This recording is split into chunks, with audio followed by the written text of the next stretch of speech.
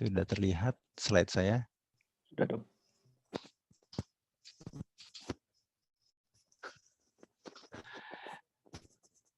Sudah kelihatan ya slide-nya ya?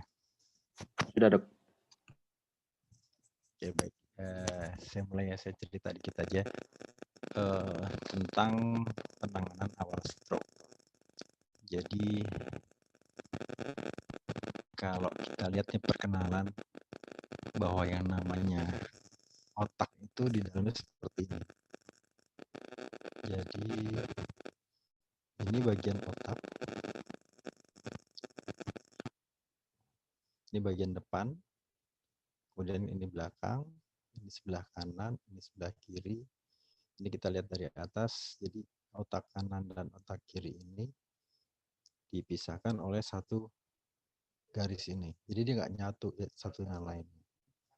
Nah, masing-masing itu dia punya fungsi. Jadi masing-masing semuanya ini dia ada fungsinya. Dengan depan ini kita sebut bagian frontal atau front depan. Dia berfungsi untuk intelijensi manusia. Kemudian sisi sebelah kanannya atau sebelah kiri ini dua hal yang berfungsi untuk pendengaran. Kemudian bagian sini untuk sensorik, raba, nyeri, dan sebagainya. Sedangkan yang belakang ini untuk penglihatan. Nah, ini otak manusia benar nih. Jadi otak manusia ini masing-masing dia punya peta, sehingga kalau terjadi sesuatu dari bagian-bagian ini, dia akan menimbulkan gejala yang sangat spesifik sekali sesuai dengan peta persarafannya.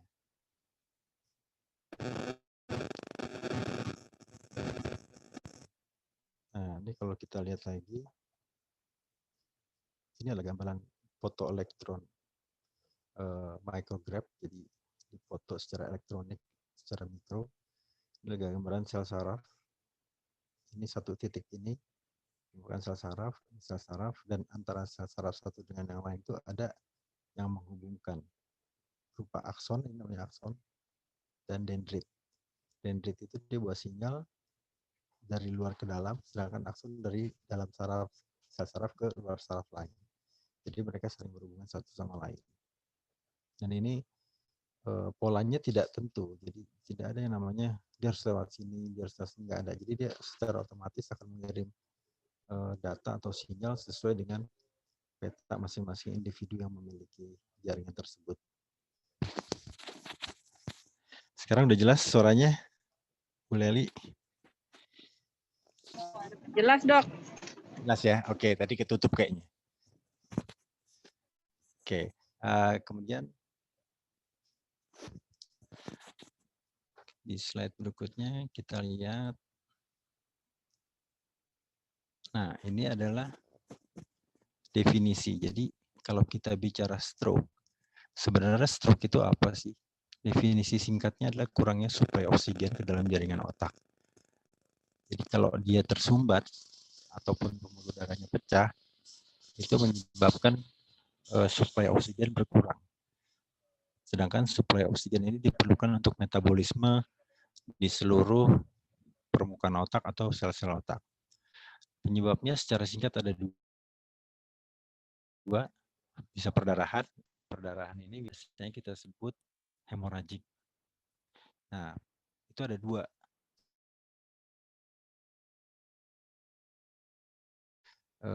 Struktur pembuluh darah. Jadi misalnya ada pelebaran pembuluh darah yang kita sebut aneurisma. Jadi si dinding pembuluh darahnya itu melebar, kemudian setelah melebar dia makin tipis, dan apabila terprovokasi oleh hipertensi, dia tiba-tiba menjadi pecah. Itu salah satu yang menyebabkan stroke perdarahan. Atau kelainan bawaan yang kita sebut sebagai arteri vena malformasi atau AVM. Dan ini biasanya bersifat genetik, bisa muncul pada usia muda maupun muncul pada usia tua. Nah, bentuknya itu seperti benang kusut. Jadi harusnya antara arteri dan vena dia dihubungkan oleh suatu pembuluh darah kapiler. Nah, kapiler ini akan memberikan transport untuk menarik CO2 dan memberikan O2 dari dalam darah ke jaringan masing-masing seluruh tubuh. Kalau di dalam otak, tentunya dia akan berpindah dari dalam pembuluh darah ke dalam sel-sel otak. Nah, pada pasien dengan AVM atau penderita dengan arteri vena malformasi, dia tuh nggak punya kapiler. Jadi antara darah arteri yang kaya oksigen dan vena dengan CO2 itu bercampur jadi satu, sehingga pertukaran oksigen CO2-nya tidak terjadi. Dan apabila dia makin melebar, sehingga dindingnya makin tipis, dia juga bisa pecah dan terjadi pendarahan. Itu beberapa contoh dari stroke akibat perdarahan. Kemudian yang kedua ada stroke yang diakibatkan oleh sumbatan. Kita sebut istilahnya namanya iskemik. Ya. Jadi iskemik ini akibat dalam darahnya itu, dalam aliran darahnya itu kotor dia. Jadi karena terjadi terbentuknya hiperkolesterol, yang kolesterol atau lemak darah yang berlebihan, kemudian gangguan pembekuan darah. Nah, dari situ pada saat dia mengalir, apabila masih mengalir dalam pembuluh darah yang relatif besar diameternya, maka gumpalan lemak tersebut masih bisa melewati. Tapi kalau udah sampai ujung perifer atau ujung kecil-kecil, apalagi di dalam otak, dan dia menyebabkan sumbatan, maka pada waktu yang bersamaan suplai oksigen ke dalam otak juga menjadi berkurang. Itu juga menyebabkan stroke. Jadi dua hal ini akan berakibat pada kurangnya suplai O2 atau oksigen ke dalam jaringan otak. Demikian. Nah, ini ada salah satu contoh dari statistik saya ambil dari jurnal neuroradiologi, jadi radiologi ronsen. Kemudian mereka membuat satu penelitian bahwa kebanyakan stroke ini relatif lebih sering terjadi pada wanita, sebanyak 51,3%. Kemudian rata-rata usianya itu bisa antara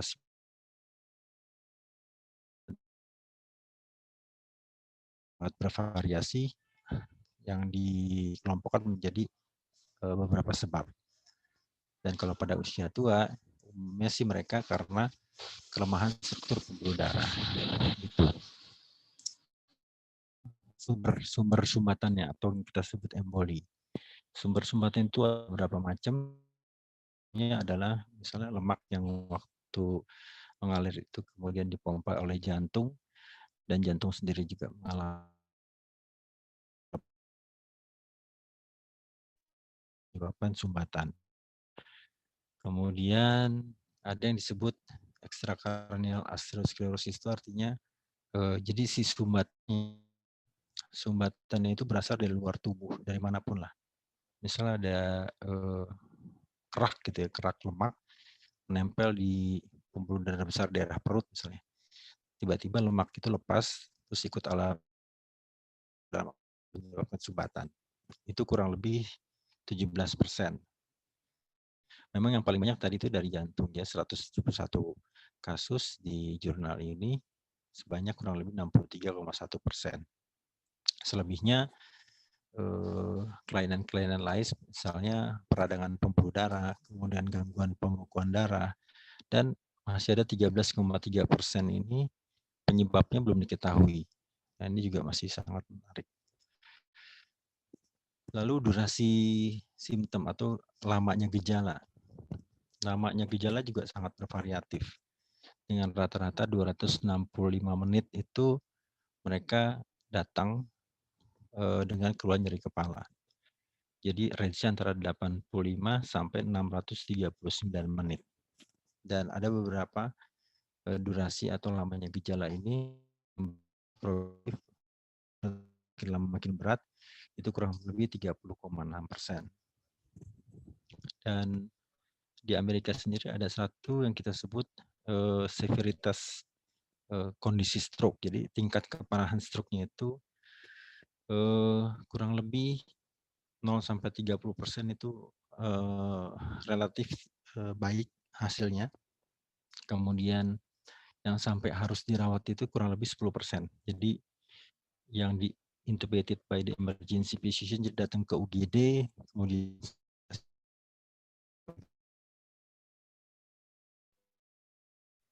lain-lainnya berasal dari aliran pembuluh darah atau jenis pembuluh darah, hampir sekitar 51,7% itu berasal dari aliran darah yang mendekati ke arah otak. Jadi selebihnya jarang terjadi. Nah, ini adalah ilustrasi karena apabila terjadi sumbatan seperti ini, jadi ini diibaratkan pembuluh darah, kemudian yang kuning ini itu kotorannya, lemak yang menempel, sehingga diameternya apabila daerah dan di sini, maka si sumbatan ini salah satunya lepas dan masuk ke dalam otak, itu bisa menyebabkan muncul seperti apa. Itu mengalami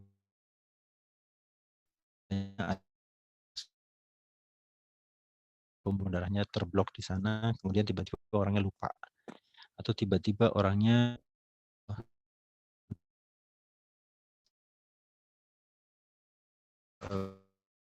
aliran darah itu mampet dan gejalanya pun bervariasi sesuai dengan sumbat.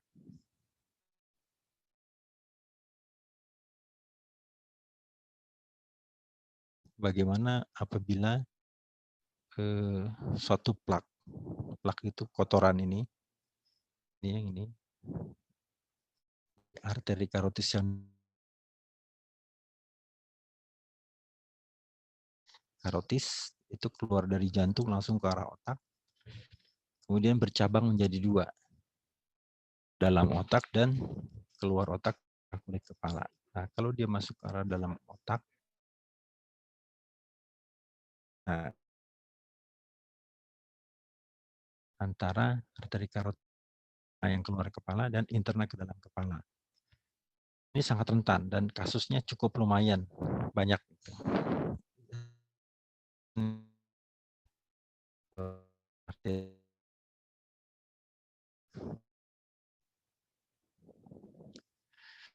Nah, ini salah satu ilustrasi dari tipe stroke yang tadi saya sudah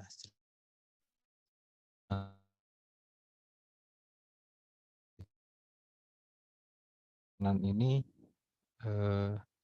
perdarahan. Ini perdarahan, ini iskemik. Nah, kalau dia terjadi iskemik, berarti tadi yang kita sampaikan jadi sumbatan. Ini sumbatan, ini sumbatan. Sedangkan kalau terjadi perdarahan, ini pecah. Yang disebut aneurysma tadi, pelebaran. Ini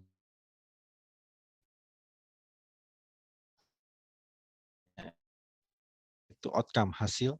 Sebenarnya yang perdarahan ini lebih baik daripada yang sumbatan. Kenapa? Pada perdarahan, stroke akibat perdarahan ini, sebenarnya mereka itu sel-selnya masih mendapatkan aliran darah. Jadi tidak terjadi sumbatan, hanya apabila dia tidak cepat membeku dan terjadi pelebaran darah dan darahnya perdarahannya makin menumpuk di sana, menyebabkan penekanan jadi tidak sadar. Tapi pasien yang tidak sadar ini, kalau dia bertahan memberikan respon yang baik pada saat dirawat di ICU, selama kurang lebih 7-14 hari, baik. Jadi kalau dia lumpuh, biasanya relatif baik. Atau kalau misalnya dia ada gangguan bicara, dia berbeda dengan sumbatan. Kalau pada sumbatan, oksigen, sehingga terjadi kerusakan sel otak. Nah, kalau dia memiliki yang kita sebut kolateral, artinya pada saat tersumbat, tapi dia punya kemampuan untuk mencari jalan lain, dan artinya setiap individu itu nggak sama ya. Jadi kalau tiba-tiba punya kolateral, gitu tersumbat, dia recover juga, dia baik juga. Variat pada saat outcome.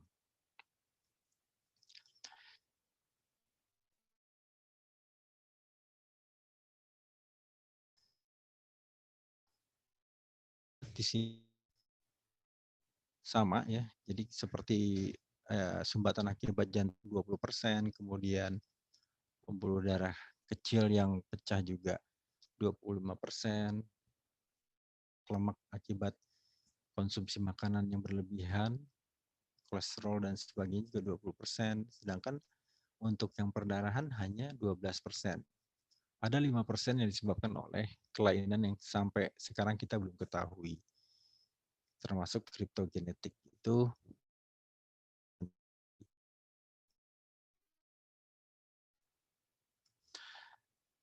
nah ini gambaran salah satu grafik bagaimana di otak itu mempunyai kemampuan untuk meregulasi aliran darah. Ini spesial. Jadi namanya autoregulasi di otak. Di bagian organ lain tidak ada struktur autoregulasi seperti di otak. Karena otak itu sangat sensitif dan dia sangat rakus dengan oksigen. Dan itu kalau autoregulasi ini pada saat terjadi iskemik atau sumbatan, dia mempunyai compliance. Compliance itu artinya dia masih punya kemampuan untuk beradaptasi dalam beberapa tekanan. Contohnya di sini adalah tekanan dalam pembuluh darah arteri. Kalau kita lihat garis yang ini adalah garis yang normal, di mana dia tapi di antara tekanan pembuluh darah arteri 60 sampai 150 dia relatif stabil aliran darah. Setelah lewat 150 dia naik lagi. Sedangkan pada stroke yang disebabkan oleh sumbatan, dia tidak fase pendatar tersebut, tapi cenderung naik karena tekanannya semakin meningkat, sehingga aliran darahnya juga makin meningkat untuk memenuhi kebutuhan oksigen. Kemudian, nah ini adalah grafik gambaran tentang bagaimana aliran darah pada bagian-bagian yang vital di dalam otak. Jadi kalau dia aliran turun, katakanlah dia turun dari 150, 35, 25 dan seterusnya, ini menyebabkan dari bagian yang terbesar sampai yang terkecil. Jadi kalau dia aliran darahnya 50, itu sudah menyebabkan gangguan hambatan sintesa protein di dalam otak. Itu baru awal. Kalau yang harusnya dia 100 gram per menit, alirannya tiba-tiba turun jadi 50. Itu sudah terjadi gangguan protein sintesis. Kemudian kalau dia turun sampai 35, protein sintesis itu rusak. Kemudian mau tidak mau, energi yang harusnya diperoleh dari protein, metabolisme protein itu tidak bisa dilakukan, diambillah glukosa. Gitu. Jadi glukosa itu dimobilisasi untuk memberikan energi metabolisme otak.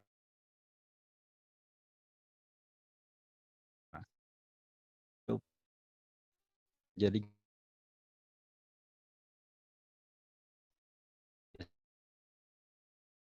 itu jadi bersifat asam. Nah, kalau bersifat asam itu lalu sampai terakhir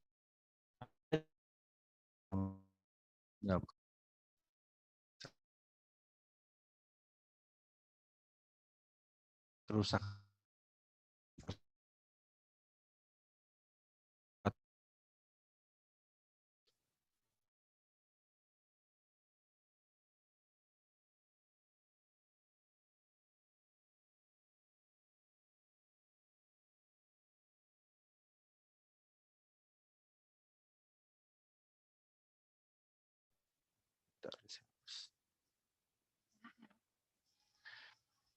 ya, jadi ini kita lihat bahwa pada minggu keempat sampai minggu keempat, begitu terjadi sumbatan, kemampuan motorik atau alat gerak kita itu atau sensorik seperti raba, nyeri dan sebagainya menurun dari 100% itu turun dulu sampai sekitar 70-80%.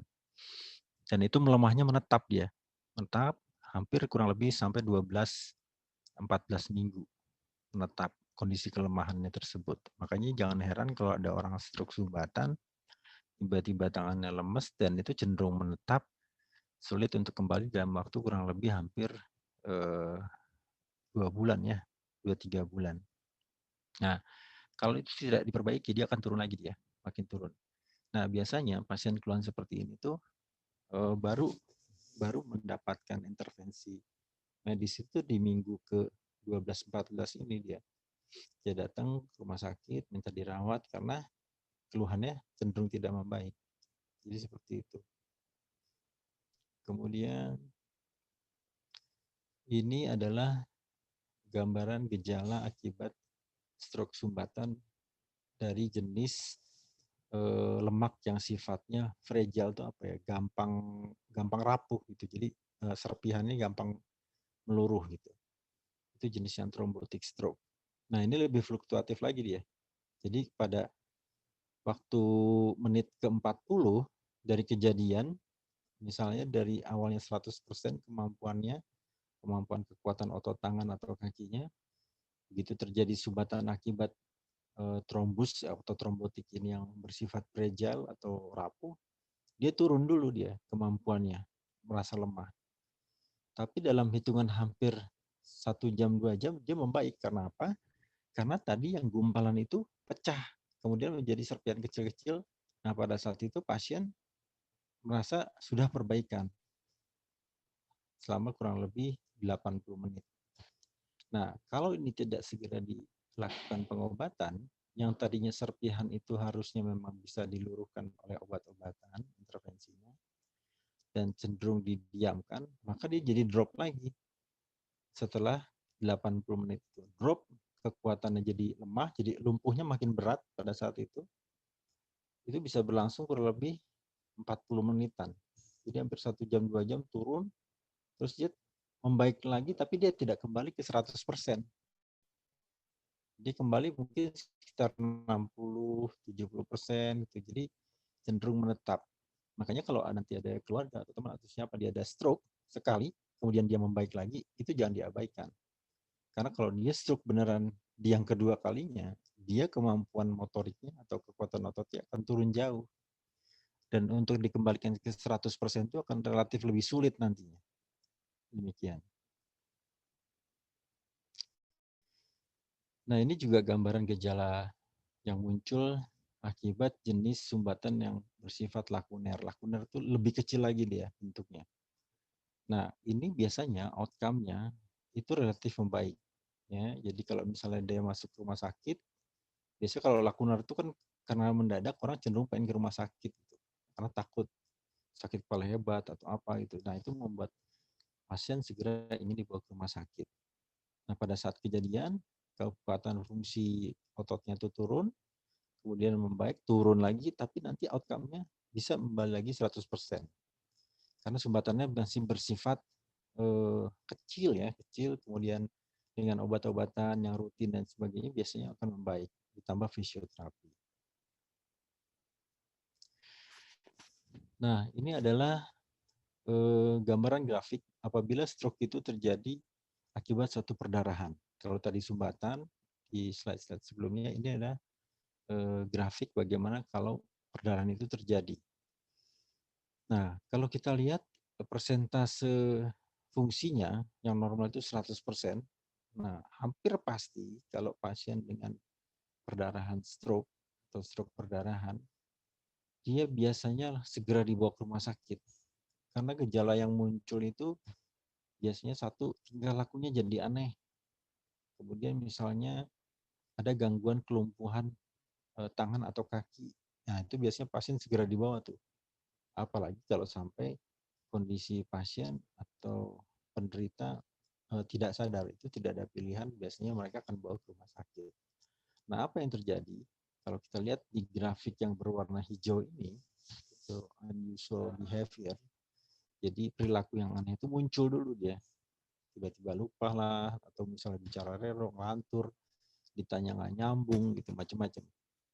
Nah, itu muncul tuh. Dan itu turun drastis kalau pada kasus perdarahan. Nah, begitu dia turun dari fungsinya 100% menjadi 20% kemampuan atau perilaku yang aneh itu bisa terjadi kurang dari 1 hari. Cepat sekali. Dan kalau perdarahan itu nggak sampai hitungan 3 hari, 4 hari, bahkan sampai terjadi koma yang dalam. Kalau kita lihat grafik kamera ini. Nah, grafik kamera ini kalau dilihat dari 100% begitu terjadi perdarahan, dia kesadarannya segera turun sampai akhirnya biasanya berujung pada kematian. Dan itu masa kritis yang tadi saya sampaikan buat 1-7 hari itu sangat penting pada stroke perdarahan. Dan di grafik yang berwarna biru ini yaitu hand motor function atau alat gerak tangan dan kaki, kekuatannya, kelumpuhan seseorang itu juga cukup cepat pada pasien stroke dengan perdarahan itu terjadi pada 1 hari kejadian. Jadi cepat sekali. Begitu hari itu kejadian dia lumpuh total dan itu menetap. Kalau tidak segera dilakukan intervensi maka akan bersifat fatal, bisa menyebabkan kematian juga. Nah, yang biru ini, motorik ini, sebenarnya kelumpuhan yang muncul itu akibat kerusakan sel, akibat perdarahan yang terjadi di daerah tersebut. Jadi, di sisi lain dia memang untuk life saving relatif baik daripada sumbatan, tapi di sisi lain, akibat perdarahan ini, kerusakan selnya itu relatif lebih besar dibandingkan yang sumbatan. Nah, ini gambaran gross dari autopsi. Kalau kita lihat yang ini adalah autopsi dari pasien stroke dengan perdarahan di dalam otak. Ya, jadi yang ini, yang hitam ini, itu adalah akibat perdarahan. Bayangkan kalau kita lihat di sini bahwa perdarahan itu makin besar, jadi otak itu bergeser dari yang harusnya di sini normal, garis tengah ini jadi miring dia. Gitu. Nah, apa yang membedakan gambaran itu dengan yang sumbatan? Kalau kita lihat di sini, yang ini sisi sebelah kanan relatif lebih pucat daripada yang sebelah kiri. Kenapa? Karena aliran darah di sini tersumbat. Jadi yang ini tuh lebih pucat. Sedangkan ini masih ada merah-merahnya nih. Gitu. Ya, jadi sangat jelas sekali bahwa kalau sumbatan itu berasal dari ujung pembuluh darah yang dominan, maka pucatnya itu bisa setengah otak ini pucat ya, yang kita sebut infak tadi. Bisa kita bayangkan bagaimana dampak dan efeknya akibat sumbatan tersebut. Dan memang dia tidak berefek penekanan, cuman fungsinya akan berkurang. Sedangkan pada perdarahan, karena efeknya bersifat aktif, perdarahannya bertambah, volumenya lama-lama dia semakin menekan, dan akhirnya turun kesadarannya. Nah, ini juga sama, ini gambaran makroskopis otopsi dari batang otak yang kita sebut mesencephalon. Ya, biasanya kalau sudah terjadi stroke perdarahan di batang otak seperti ini, prognosis atau outcome-nya sangat-sangat jelek ya. Karena pasien akan koma dalam, kemudian sangat bergantung dengan alat bantu nafas dan sebagainya. Nah, ini akan berat buat kita. Nah, dari gambaran ini kemudian dilakukan pemeriksaan namanya histopatologi. Jadi ini adalah pembuluh darah yang bundar ini, bulat ini pembuluh darah, diambil, kemudian diberikan warna dengan teknik histologi namanya. Kita lihat yang bagian tengah yang merah ini adalah sumbatannya. Kalau yang ini pembuluh darah yang normal nih. Jadi lubang tengahnya nggak ada apa-apanya, bolong. Ini ada sumbatan. Nah, sumbatan seperti ini walaupun kecil sekali, yang hitungannya mungkin milimeter, bahkan mikron, tapi itu terjadi di dalam batang otak, itu akan berakibat sangat fatal. Dan outcome-nya akan sangat jelek sekali. Kemudian ini juga salah satu gambaran terjadinya sumbatan. Jadi ini ada gambaran MRI, ada panah ini, panah putih kecil itu. Di sebelah kanan ini, yang ditunjuk oleh panah itu terjadi sumbatan. Kalau kita bandingkan yang sebelah kirinya ini, nah itu ada satu garis hitam, dia itu masih memberikan aliran darah. Sedangkan yang sisi sebelahnya ini, yang di panah ini, dia menyebabkan sumbatan. Nah, kalau kita lihat sumbatannya dari pemeriksaan histologi tadi diperiksa gambarnya seperti ini. Jadi ini adalah dinding pembuluh darah dan ini adalah sumbatannya yang merah ini. Kemudian kalau diwarnai si sel-selnya ini. Nah, ini menggambarkan jenis pembuluh darah yang tersumbat akibat satu penumpukan dari kolesterol atau lemak. Jadi ada beberapa teknik pewarnaan supaya kita bisa membedakan jenis pembuluh darahnya apa, apakah terjadi gangguan pembuluh darah, kemudian jenis sumbatan itu apa. Nah, ini adalah studi pada hewan, pada tikus, di mana pembuluh darah yang keluar dari jantung tadi itu kemudian dilakukan sumbatan, kemudian dari situ terjadi iskemik atau buntunya aliran pembuluh darah ke otak, dan ini direkam oleh MRI. Nah, kita lihat yang gambar putih-putih ini adalah akibat sumbatan yang dibuat. Nah, gambaran putih ini kemudian diambil sampel otak dari tikus tersebut dan kita warnai, dan ini kita lihat di sisi sebelahnya pucat. Merahnya itu bukan merah yang pekat seperti yang sebelahnya. Nah, ini yang kita sebut iskemik atau stroke perdarahan. Dan model ini dibuat untuk mempelajari bagaimana atau seberapa luasnya sumbatan itu bisa menyebabkan kerusakan sel-sel otak di dalamnya. Nah, ini yang menarik, teknologi terbaru di kita, di dunia, ini dilaporkan dari Jerman, Amerika, dan Rumania bahwa ternyata dalam tubuh manusia itu masih memiliki kemampuan untuk meregenerasi sel-sel yang rusak akibat stroke. Jadi dengan multimodal regeneratif stroke terapi ini, mereka membuat satu model dari stem cell. Kalau kita sebut stem cell, barangkali pernah dengar, atau sel punca. Stem cell itu adalah satu sel yang dia belum berubah menjadi sel apapun. Jadi masih seperti sel embrio. Kalau ditempel di hidung jadi hidung, ditempel kuping jadi kuping. Nah, harapannya ditempel di otak jadi sel otak. Nah, mereka buat satu penelitian bahwa dengan stem cell yang diambil dari sumsum tulang manusia itu, yang siklus selnya kita hitung mundur, kita programming lagi, mundur jauh ke belakang seperti sel embrio, nah kemudian ditanamkan kembali di otak, itu bisa memberikan secercah harapan untuk memperbaiki fungsi sel-sel otak yang rusak akibat stroke, baik itu sumbatan maupun perdarahan. Tapi ini masih dalam proses penelitian yang panjang sekali ya, buat kita semua di bidang neuroscience atau ilmu saraf untuk memberikan treatment yang terbaik. Jadi kalau dulu tuh biasanya obat, kalau orang sakit diberi obat gitu ya, obat yang pil, tablet gitu, infus atau apa. Atau kalau misalnya dia bersifat mekanik dioperasi atau apa. Nah, sekarang orang sudah berpikir untuk membuat terapi dengan sel. Jadi namanya sel terapi. Inilah yang disebut stem cell. Hanya masih banyak kendala yang harus kita hadapi. Nah, inilah contoh akibat satu perdarahan. Kalau kita lihat di sini ada gambaran CT scan. Ya. CT scan ini sangat-sangat jelas sekali, gambaran putih ini adalah perdarahan, stroke perdarahan di sisi otak sebelah kiri ya, ini kiri sebenarnya. Itu hampir sepertiga permukaan otak kiri itu diisi oleh darah. Nah, bagaimana itu bisa terjadi akibat pecahnya pembuluh darah di dalamnya? Anda bisa bayangkan bahwa pada saat volume itu bertambah dan semakin besar, tekanan itu makin tinggi. Sehingga kalau dilihat di sini, begitu kita lakukan tindakan operasi, otaknya itu bengkak sekali.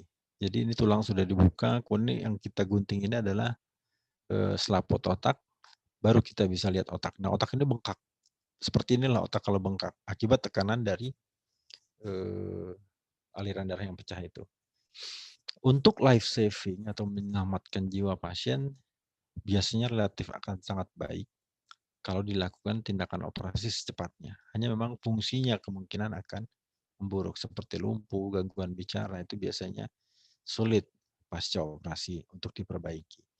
Dan ini pasiennya dirawat di ICU kurang lebih hampir 2 minggu sampai semuanya stabil.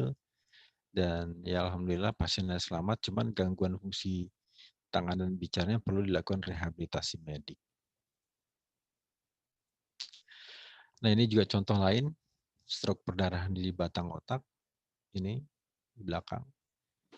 Ya, kemudian ini adalah otak kecil, kalau tadi yang sebelumnya adalah otak besar, ini otak kecil, posisinya di belakang kepala kita.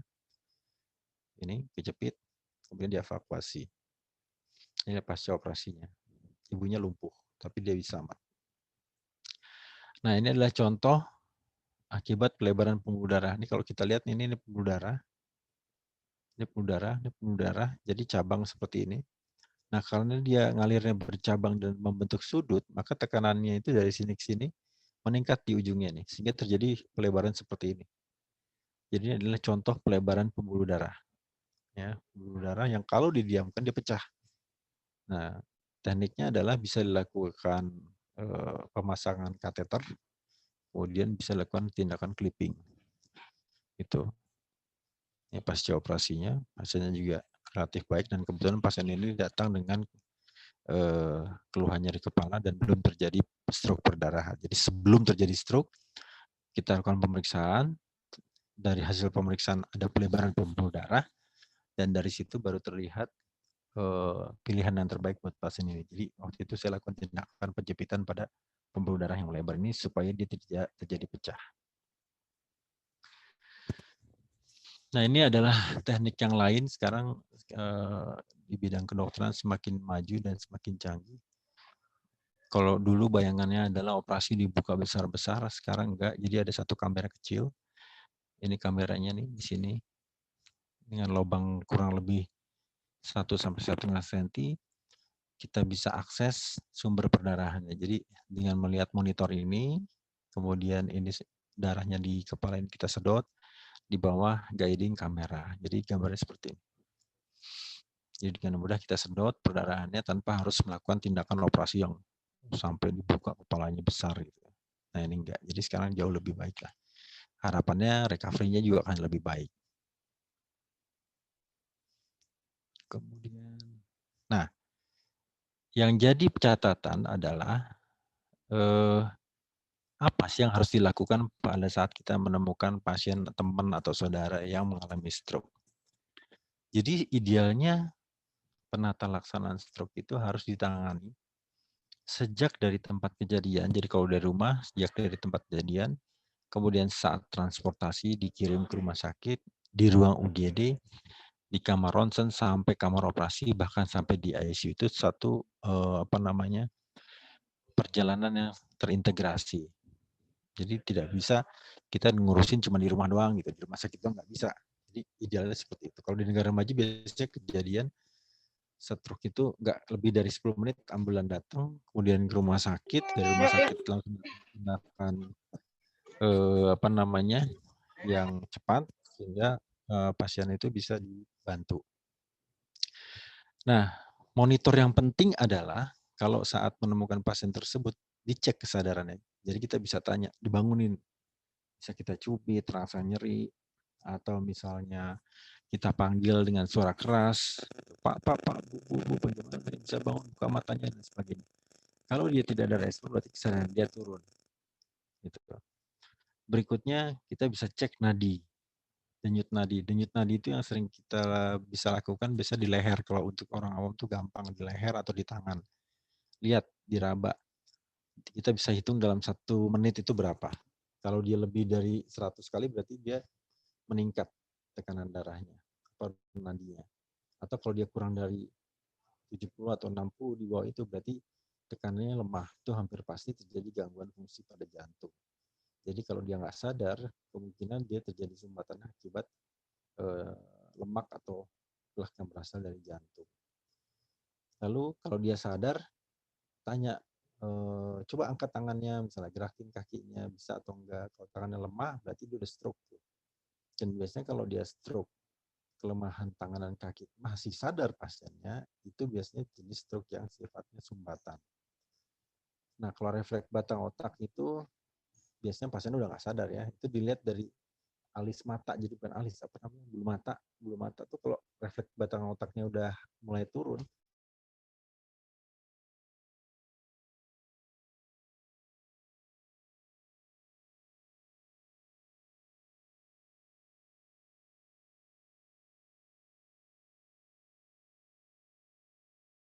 pasien sudah datang dengan alat-alat yang canggih, kita bisa lakukan pemeriksaan.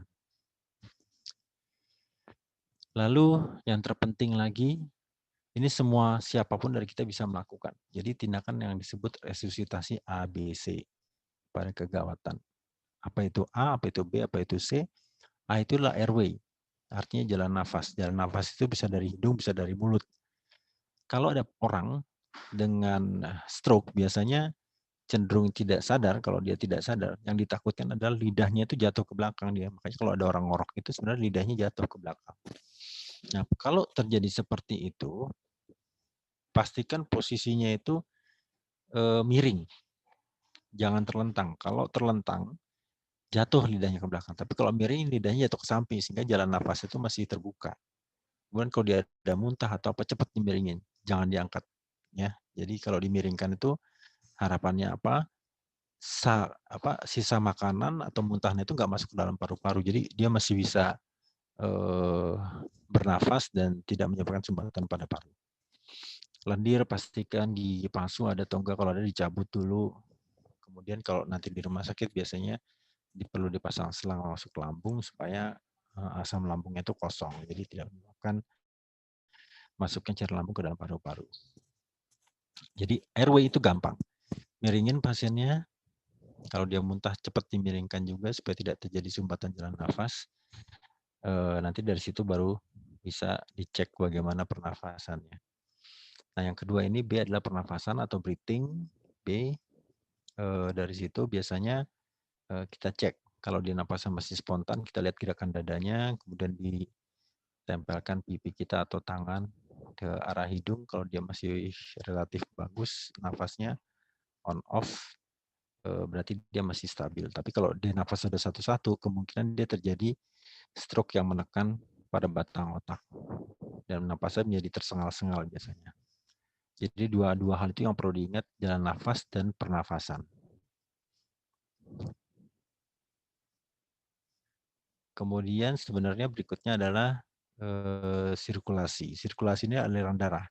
Aliran darah itu digambarkan dengan tadi nadi. Jadi kalau nadinya makin cepat, pasti aliran darahnya cepat.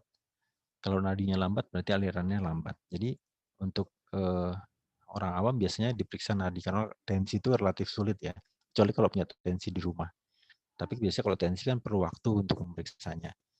Itu juga jadi masalah nantinya. Jadi yang simpel aja, periksa nadi. Kalau semuanya stabil, maka itu bisa menjadikan prognostis atau menggambarkan outcome, kira-kira penyebabnya dari mana. Dan biasanya sih kalau pada pasien stroke jarang ya terjadi perdarahan di luar yang sampai terlihat, itu jarang sekali. Nah, nanti di rumah sakit baru kita tentukan apakah harus dilakukan tindakan operasi, diberikan obat-obatan yang menghentikan sumber perdarahan dan sebagainya.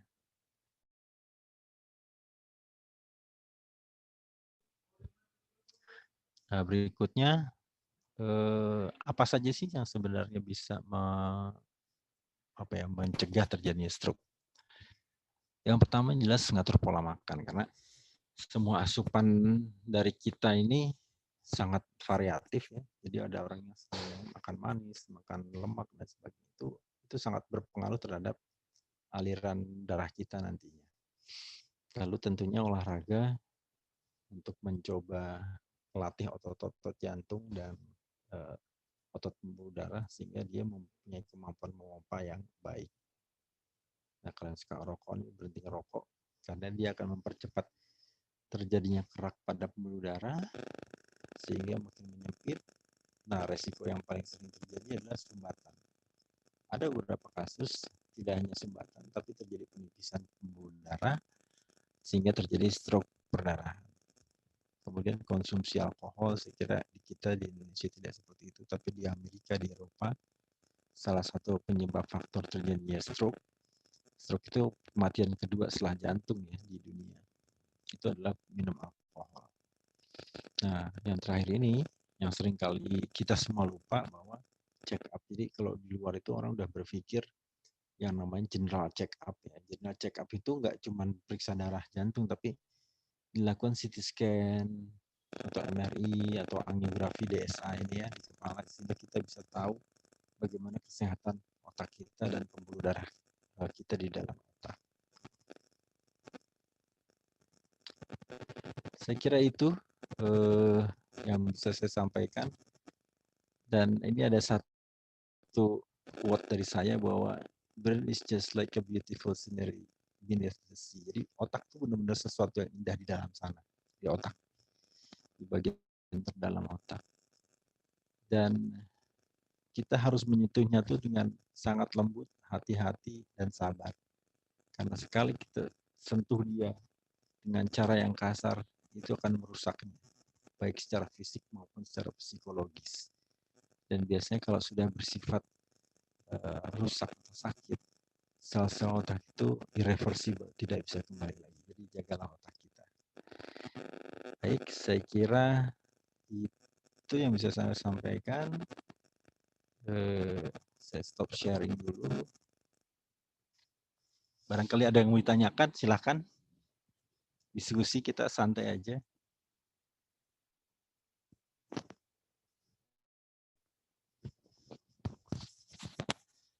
Silakan Bapak Ibu.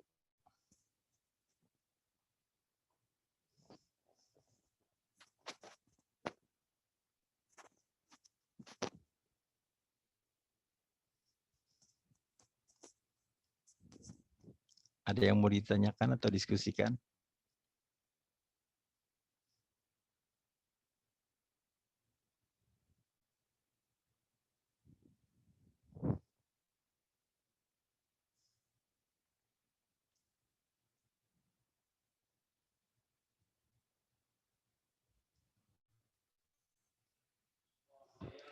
Mangga, silakan. Ada?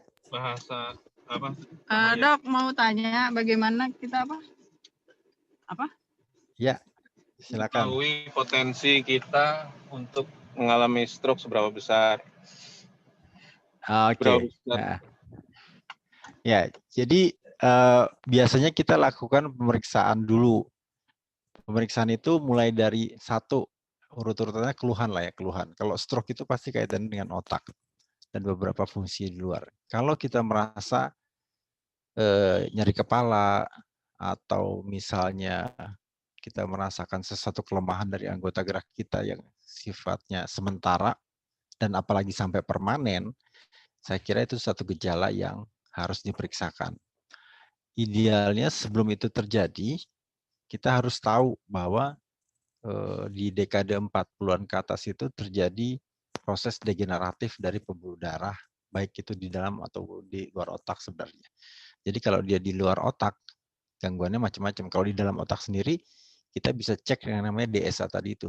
Itu kita bisa pasti bahwa bagaimana kondisi kita sebenarnya. Sama kayak orang cek reguler darah atau jantung lah.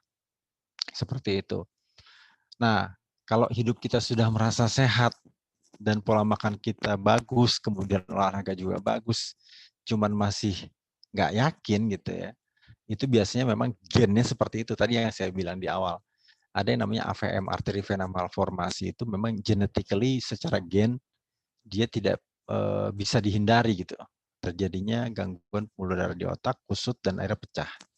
Nah, itu nggak bisa dihindari. Kalau yang masih bisa dihindari biasanya stroke yang diakibatkan oleh faktor-faktor luar tadi itu. Itu mungkin Bu Leli, Pak Johan. Thank you, Dok. Sama-sama Bu. Ada lagi pertanyaan barangkali dari yang hadir di sini?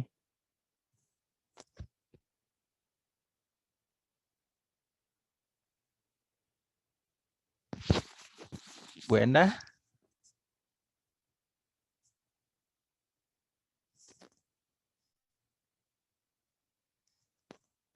Ada bagian juga nih mungkin, barangkali ada pertanyaan, silakan Pak.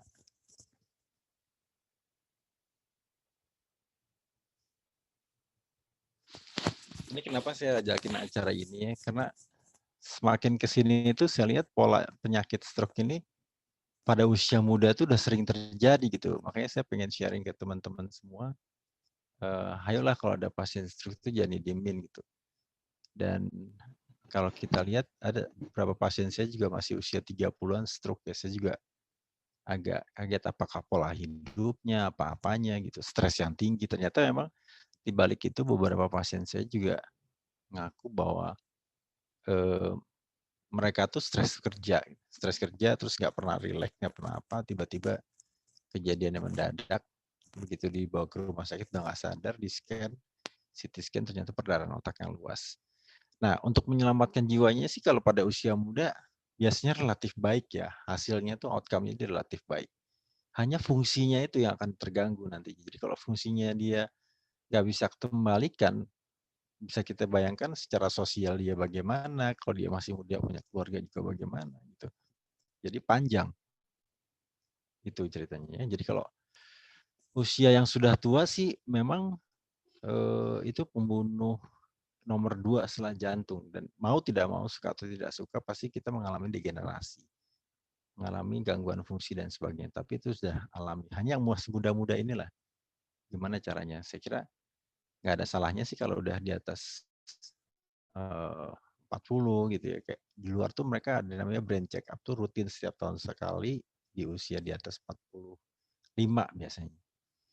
Dan itu menjadi program nasional seperti di Jepang tuh program nasional. Mereka dipanggil, dikasih surat malah. Ayo kamu periksa ini, kamu periksa ini. Karena berpikir bahwa kalau terjadi sesuatu dan masyarakat lain, itu jadi beban juga gitu buat negara. Jadi sampai seperti itu. Baik, ada lagi yang mau ditanyakan atau diskusi, silahkan.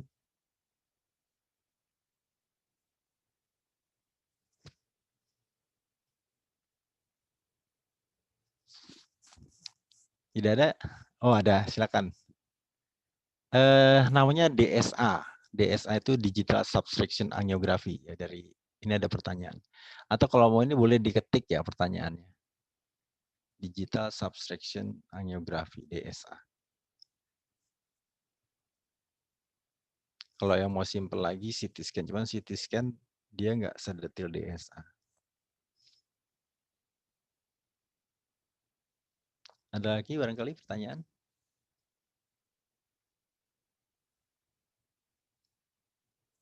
Tidak ada? Baik, kalau gitu terima kasih atas kehadirannya, partisipasinya. Saya berharap ini tidak selesai cuma sekarang, karena niat saya itu cuma mengedukasi kita semua supaya angka kejadian stroke itu nggak makin bertambah gitu. Dan bagaimana yang harus menanganinya, terus tindakan awalnya seperti apa. Demikian, terima kasih atas kehadirannya. Salam sehat untuk semuanya. Jaga kondisi, jangan lupa 3M di era pandemik ini. Semoga kita selalu dalam lindungannya. Thank you, Terima Dok. kasih semuanya. Thank you, Dok. Oke. Terima kasih, Dok. Salam sehat. Salam sehat. Terima kasih Dokter Nur ya. Terima kasih, Dok. Saya Ed ya. Izin live ya, Dok. Ya, silakan. Close aja Nur.